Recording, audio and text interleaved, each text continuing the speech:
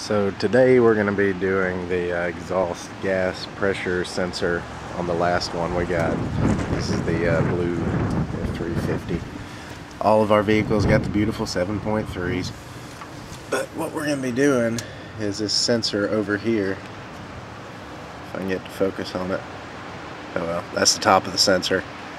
We're going to take it off, clean the sensor, clean the little intake housing for it, and hopefully make it better.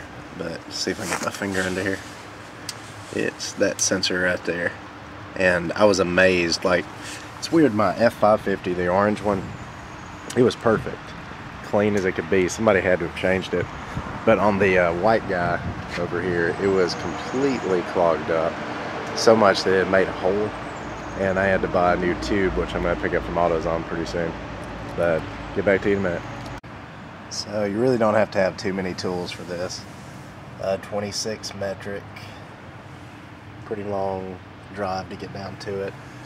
A 9/16 and a 5/8 wrench to get into the sensors, and a drill and some speedometer cable. But all the reviews I read online, people were just talking about how much better mileage that they got, and it's pretty crazy. I think it's actually helped out my boost and a lot of power too. So important little sensor. I'm hoping it'll be the same on the international engine. We'll try it later too. So the way I've seen it's been a little bit easier is put a little pad down, put your knee on top where the jack parts are. It makes it a little bit easier to get to it. But the nut for the socket itself is going to go on the top. Your wrenches will go on the bigger nut, and there's a smaller nut under it. And we'll see if we can get a shot of it.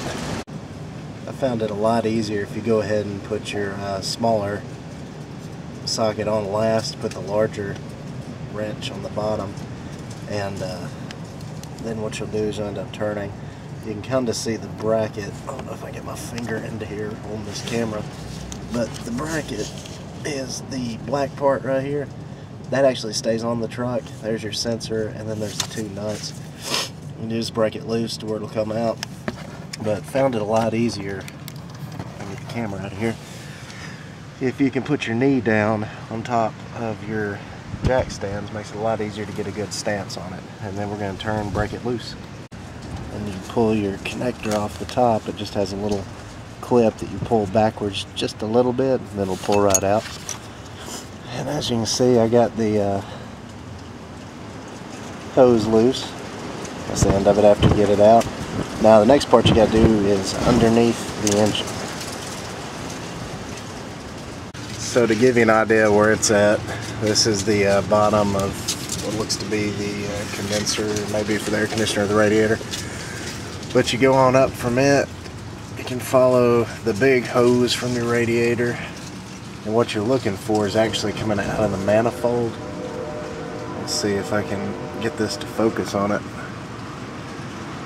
Oh well, but you can see there's the line. I'm sorry, it's super windy here today. And there's the line. And once you got your hose out, you need to inspect it. This one actually looks surprisingly good. It's still got some gunk inside of it, but it is not completely clogged up like the last one I took off. But inspect it, make sure there aren't any pinholes, anything through it. And if it is, you can buy a new one from AutoZone. I think it's like $33 or something. So next thing we'll do, we'll end up using our socket and just put it on top of the sensor and take off the sensor. And once you got your sensor out, you'll do the same thing, inspect it. It's got a little bit of gook in it, but nothing compared to that white one. I just couldn't get over it. It was completely clogged up. But we're going to take some speedometer cable and we'll clean these things up. So sorry about the extreme wind again, but just take your hose, go ahead and spray some brake cleaner in it. Looks like pretty good. This one is so much cleaner. Then go ahead and get your speedometer cable or whatever you think would work, and try to feed it through. The white one I did yesterday, it wouldn't feed through hardly at all, and I ended up having to cut small parts of the speedometer cable. There was a little bit of gunk in there. I'm not doing this for that. Go ahead and spray a little bit more of your brake cleaner. There goes some black mess. once you get this thing fed through, you can actually use a drill. You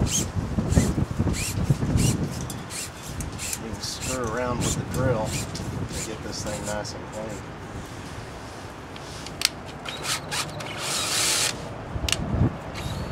That speedometer cable works really good. Just work it around for a while.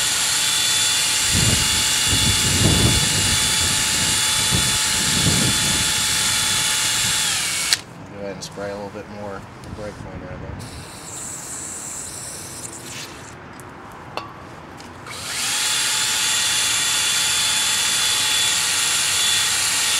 And then go ahead and while you're turning it, work all of it out.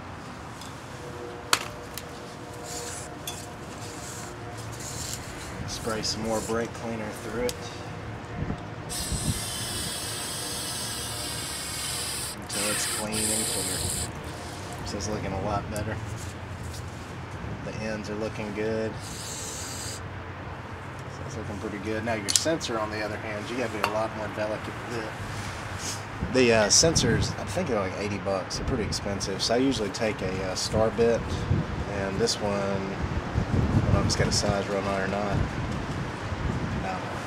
But it works out pretty good because it's coarse and you can just kind of work it around. But it's got the diaphragm in it. You got to be super careful not to go deep enough to destroy that diaphragm.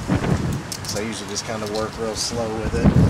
Barely shoot this at a low volume into it to let it come back out. And just keep working around with it. Just keep it in mind not to go into the diaphragm.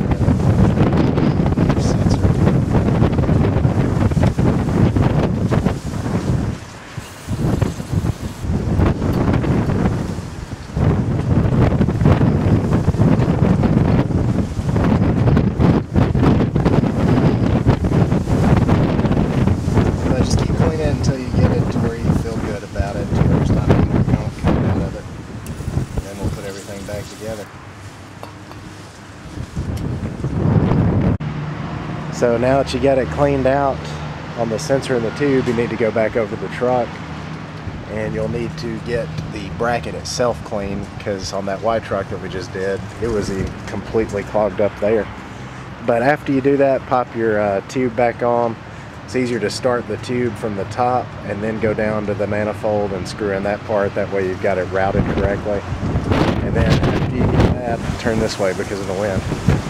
After you got that, go back, put your sensor back on, make sure to reconnect the sensor, and that's about it.